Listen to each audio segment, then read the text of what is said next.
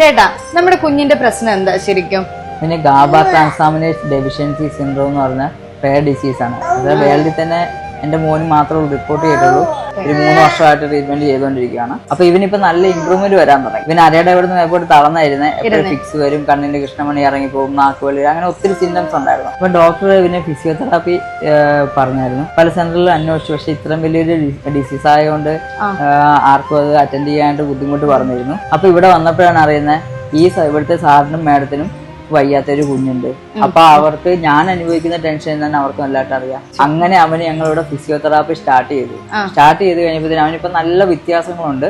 അവനിവിടെ ഷോൾഡറിന്റെ അവിടെ muscles form ആയി, ഈ സ്റ്റൊമക്കിന്റെ അവിടെ മസിൽസ് ഫോം ആയിട്ടുണ്ട്. പിന്നെ കാലെല്ലാം നല്ല ഓക്കെ ആയി വന്നിട്ടുണ്ട്. നിങ്ങൾ കണ്ടല്ലോ അല്ലെ, ഉണ്ണിക്കുട്ടന്റെ ഫിസിയോതെറാപ്പി സംബന്ധമായിട്ടുള്ള എല്ലാ ട്രീറ്റ്മെന്റുകളും ഇവിടെ life centre for autism and child development എന്ന് പറയുന്ന ഈ ഒരു സ്ഥാപനത്തിലാണ് നടത്തുന്നത്. അതായത് ഇത്രയും കോംപ്ലിക്കേറ്റഡ് ആയിട്ടുള്ള കേസുകൾ വരെ അവരിവിടെ ഹാൻഡിൽ ചെയ്യുന്നുണ്ടെന്നുള്ളതാണ് അതിന്റെ അർത്ഥം. ഇൻഡിവിജ്വൽ ആയിട്ടുള്ള speech therapy, occupation therapy, physiotherapy, behavioural therapy, special education എന്നീ സെഷൻസ് ആണ് നമ്മൾ ലൈഫിൽ പ്രൊവൈഡ് ചെയ്യുന്നത്.